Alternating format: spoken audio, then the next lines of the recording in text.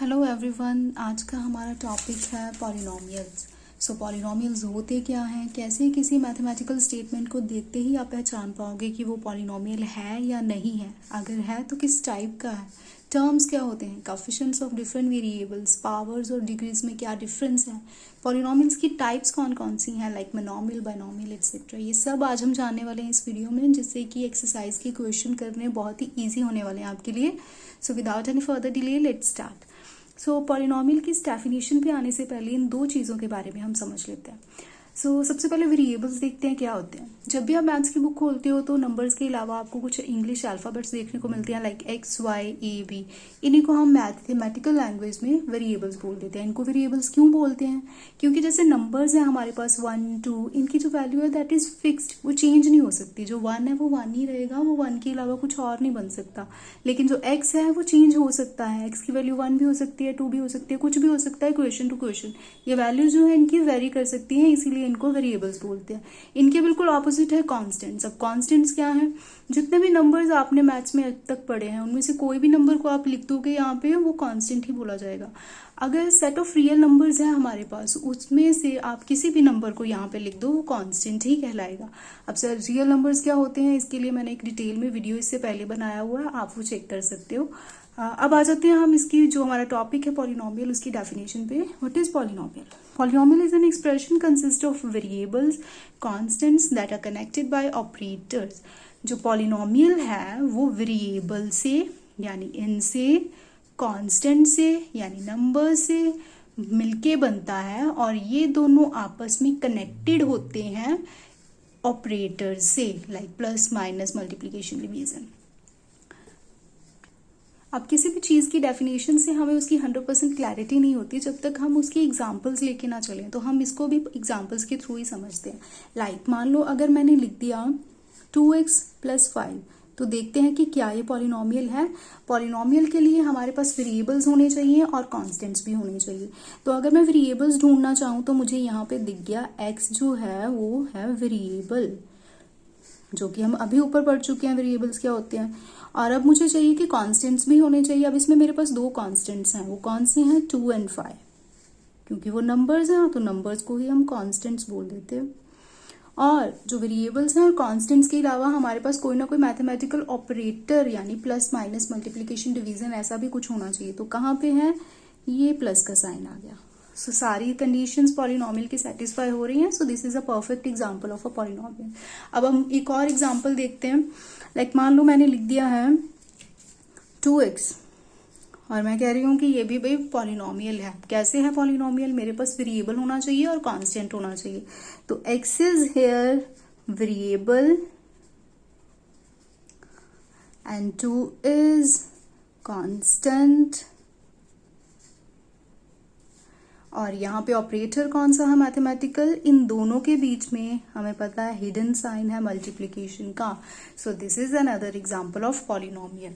अब अगर मैं लिख देती हूँ 5 या कोई भी नंबर, खाली मैंने इतना लिख दिया और मैं बोल रही हूँ ये भी पॉलिनोमियल है। अब आप बोलोगे ये कैसे पॉलिनोमियल है, इसमें वेरिएबल तो आ नहीं रहा।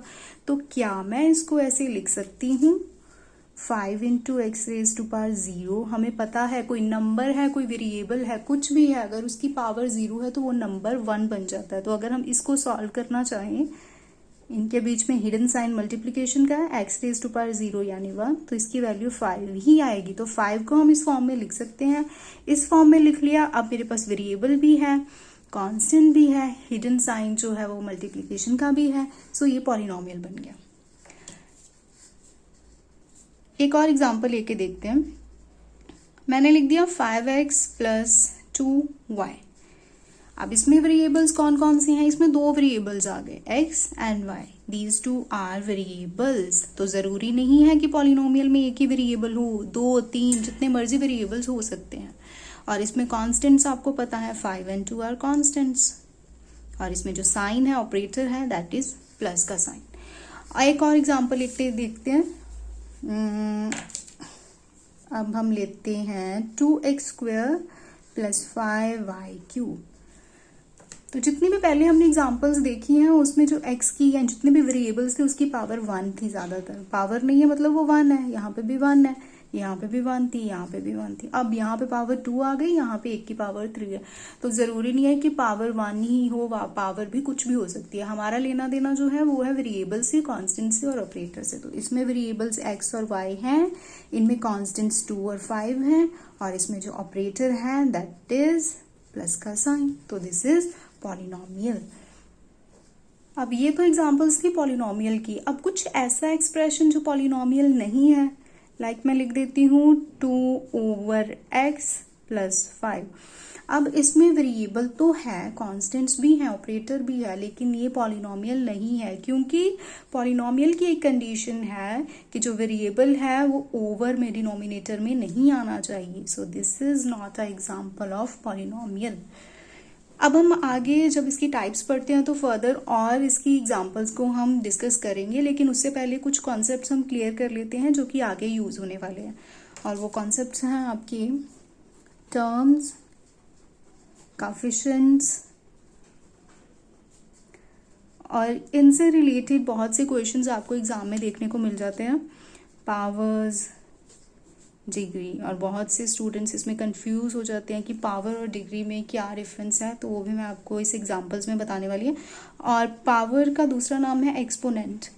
तो पावर लिखा हो चाहे एक्सपोनेंट लिखा हो, दोनों का मतलब सेम है। तो मान लेते हैं मेरे पास एक पॉलिनोमियल है 2x² + 3x। यहाँ पे पता है पावर कुछ नहीं है, तो मुझे पता है कि पावर यहाँ पे 1 है। अब उन्होंने बोला है कि इस पॉलिनोमियल में आप टर्म्स बताओ, कोएफिशिएंट्स बताओ, कोएफिशिएंट्स ऑफ वेरिएबल स्पेसिफाई किया होगा आपको कि कौन से वेरिएबल का कोएफिशिएंट बताना है। पावर बताओ, डिग्री बताओ इस पॉलिनोमियल के। तो हम कैसे करेंगे, टर्म्स देखते हैं सबसे पहले। इसमें टर्म्स कौन कौन सी हैं।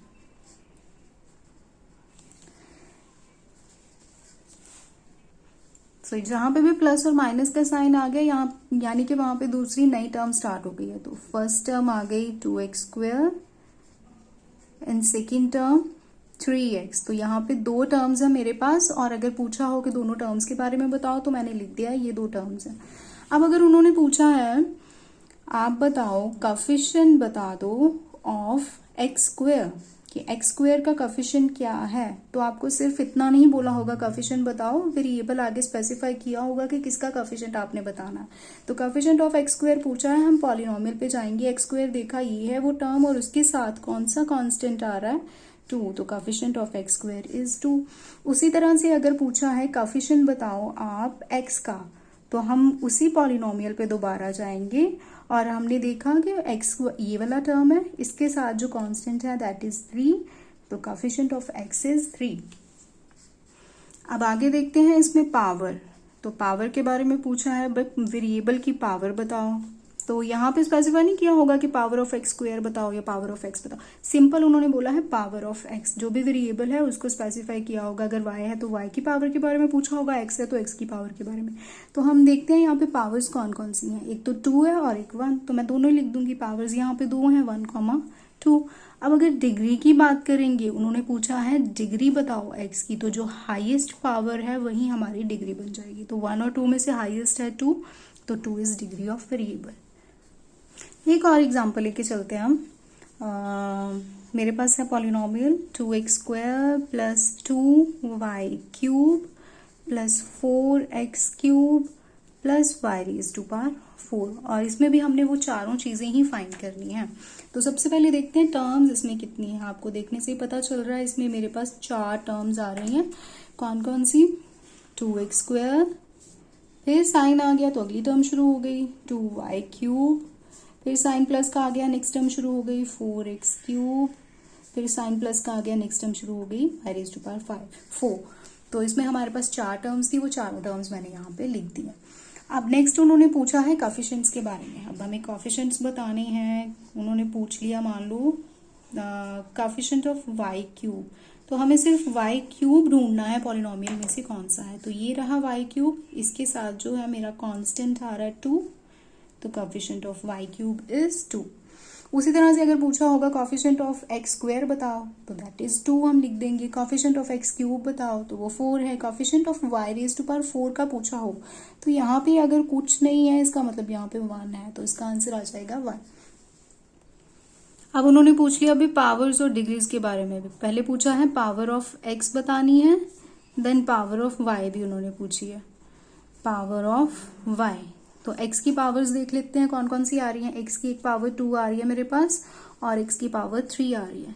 अब वाई की पावर्स देख लेते हैं। वाई की पावर एक 3 आ रही है यहाँ पे और एक 4 आ रही है, इसके अलावा कोई और पावर्स नहीं है। अब डिग्री की हम बात करें, डिग्री बतानी है हमें एक्स की, तो मैंने पिछली एग्जांपल में आपको बताया जो हाईएस्ट पावर है वो हमारा डिग्री बन जाता है, तो यहाँ पे डिग्री आ जाएगा 3। उसी तरह से यहाँ पे डिग्री जो है 3 और 4 में से 4 ग्रेटर है, सो डिग्री आ जाएगा 4।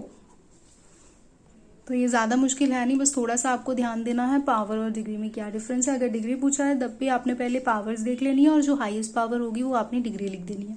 अब इसके आगे हम करते हैं टाइप्स ऑफ पॉलिनोमियल, जो कि एक और इम्पॉर्टेंट कॉन्सेप्ट है आपके इस चैप्टर पॉलिनोमियल का, टाइप्स ऑफ पॉलिनोमियल।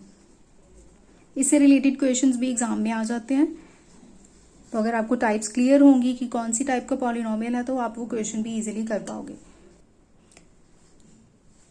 तो पॉलिनोमियल की टाइप्स को हमने 3 कैटेगरीज में डिवाइड कर दिया है। कुछ टाइप्स जो है वो टर्म्स के बेसिस के ऊपर आएंगी, कुछ टाइप्स जो है वो वेरिएबल के बेसिस पे है और कुछ टाइप्स जो है वो डिग्री के बेसिस पे है। तो सबसे पहले फर्स्ट कैटेगरी करते हैं types of polynomial on the basis of term. Terms के बेसिस पे जो पॉलिनोमियल है उसको 3 कैटेगरीज में डिवाइड किया गया है, जिसमें से फर्स्ट वन इज मोनोमियल।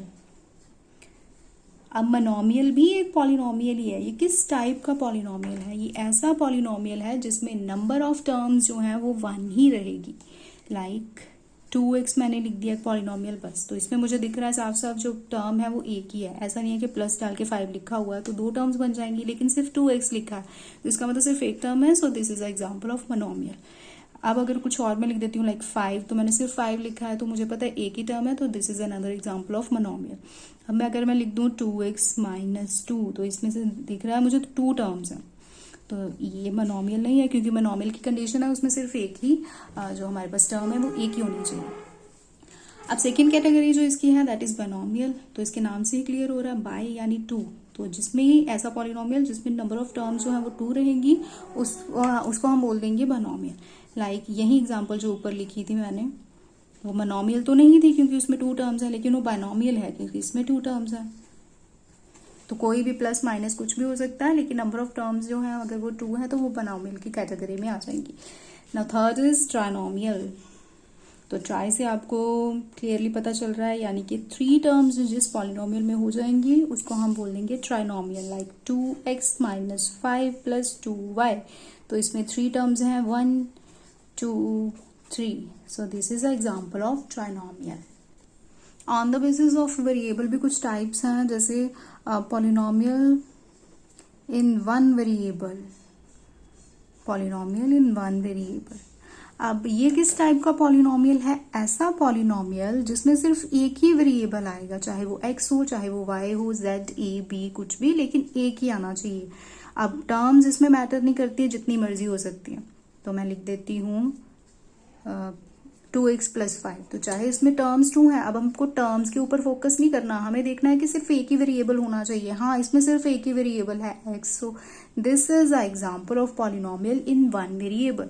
अगर मैं लिख दूंगी 2x + 2y + 3 या -3 कुछ भी, तो इसमें 2 वेरिएबल्स हैं, तो ये इस कैटेगरी में फिट नहीं रहेगा। अब सेकेंड कैटेगरी है इसमें पॉलिनोमियल इन 2 वेरिएबल्स।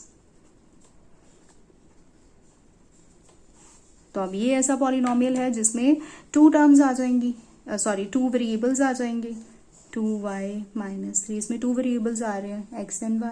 इसी तरह से आगे चलता रहेगा पॉलिनोमियल इन 3 वेरिएबल, इन 4 वेरिएबल, 5 वेरिएबल। तो जितना भी उसके अकॉर्डिंग हमने जो नंबर ऑफ वेरिएबल्स वो चेक कर लेने हैं। Now on the basis of degree polynomial की कुछ टाइप्स हैं, जिसमें से first one is zero polynomial. अब जीरो पॉलिनोमियल क्या है? जिसमें डिग्री के बेसिस पे है, हम कैटेगरीज को इसकी पढ़ रहे हैं। जीरो पॉलिनोमियल यानी ऐसा पॉलिनोमियल जिसमें वेरिएबल की पावर जो है वो 0 रहेगी। लाइक जैसे हमने स्टार्टिंग में एक एग्जांपल ली थी 5x⁻0, तो यहाँ पे पावर जो है या डिग्री बोल लो आप, वो 0 है, हाईएस्ट पावर 0 रहेगी। 0 से और कोई पावर नहीं होनी चाहिए, सिर्फ 0 ही पावर रहेगी। तो मतलब इसका मतलब है, इसको मैं 5 लिख सकती हूँ। उसके बाद अगर मैं लिख दूँ -3 x रेज टू पावर 0 या y रेज टू पावर 0, तो इसका आंसर मुझे पता है -3 आएगा, क्योंकि ये तो 1 बन जाएगा। तो जीरो पॉलिनोमियल में हम बोल सकते हैं कि सारे नंबर्स आ जाते हैं, सिर्फ नंबर जो रियल नंबर का सेट है उसमें से सारे नंबर्स इस पॉलिनोमियल में आ जाएंगे। ना इसमें सेकेंड कैटेगरी है लीनियर पॉलिनोमियल। तो लीनियर पॉलिनोमियल ऐसा पॉलिनोमियल है जिसमें हाईएस्ट पावर बोल लो या डिग्री बोल लो वो 1 रहेगी, 1 से ज़्यादा पावर वेरिएबल की नहीं होनी चाहिए।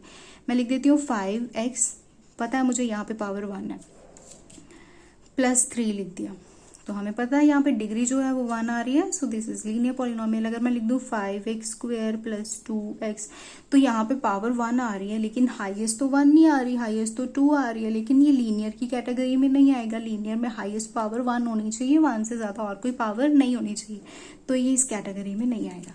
Now third is quadratic polynomial.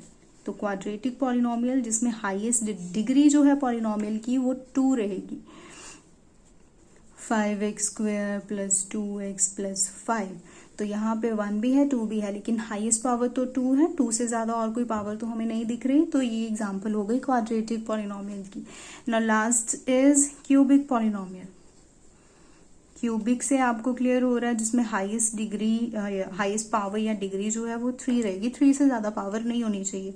5x³ + 2x + 5, यहाँ पे पावर 1 है, यहाँ पे 3 है, 3 से ज़्यादा कोई और पावर नहीं है। सो ये है क्यूबिक पॉलिनोमियल की एग्जांपल।